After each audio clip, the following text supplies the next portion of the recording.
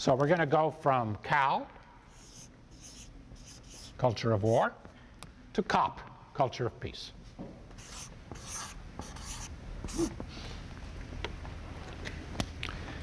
All right, now,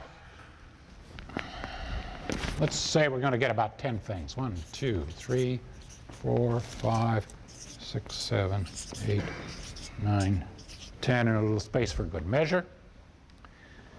And we're going to list all the characteristics of the culture of war. Think, if you have something to write one down. What is a characteristic of the culture of war? Resources? Just write them down for a second before you tell me.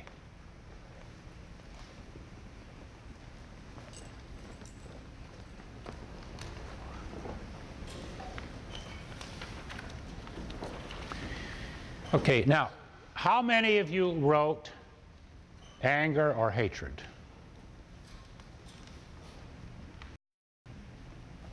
One, two, 3, 4, 5. How many of you wrote fear?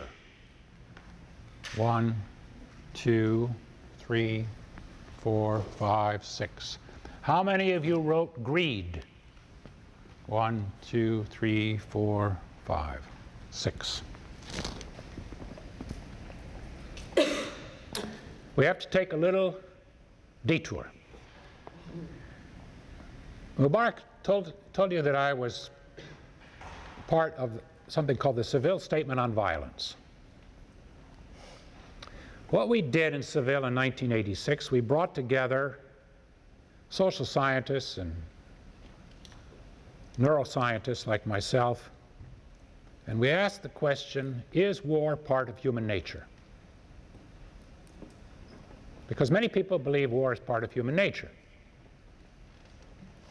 I was the reigning expert on the brain mechanisms of aggression. We had sociologists, anthropologists, animal behavior experts, geneticists, and we looked at all the evidence.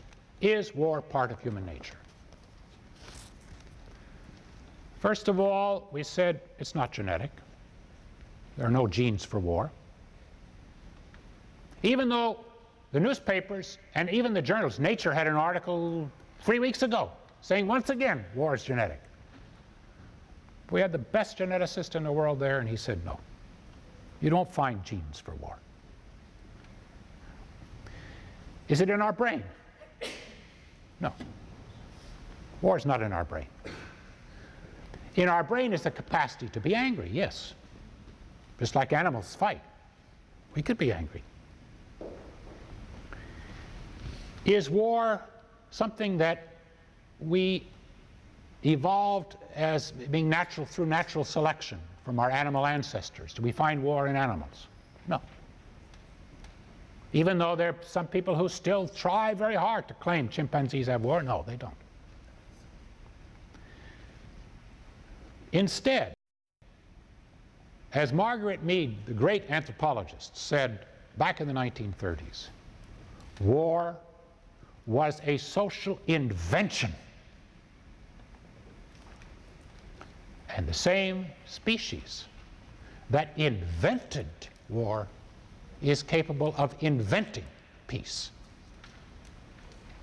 Now, it's a problem of the fish in water.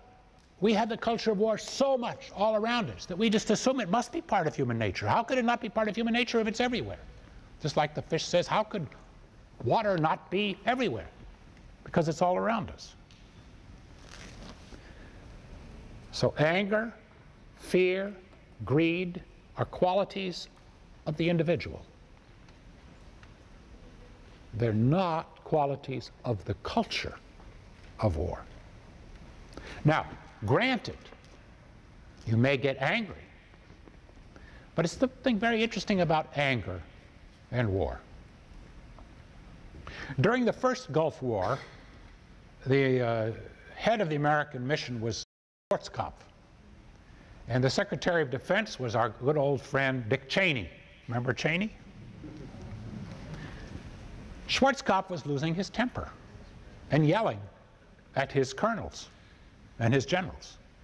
Cheney took a flight, purposely, a personal flight to Riyadh to confront Schwarzkopf and say, one more temper tantrum and you're fired.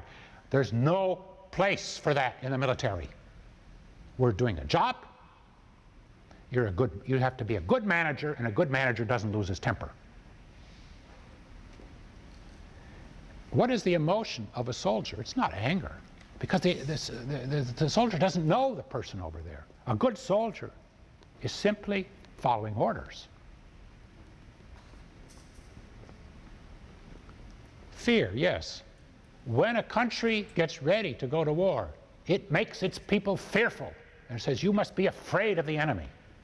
And it uses fear to manipulate and to control.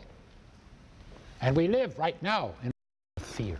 The mass media is giving you fear every day. Be afraid of this, be afraid of that. That's a system of control. And as for greed, when I was teaching, I set my students a task one year. I said, go out and find out whether, we know in Western civilization that children fight over toys. That's my toy.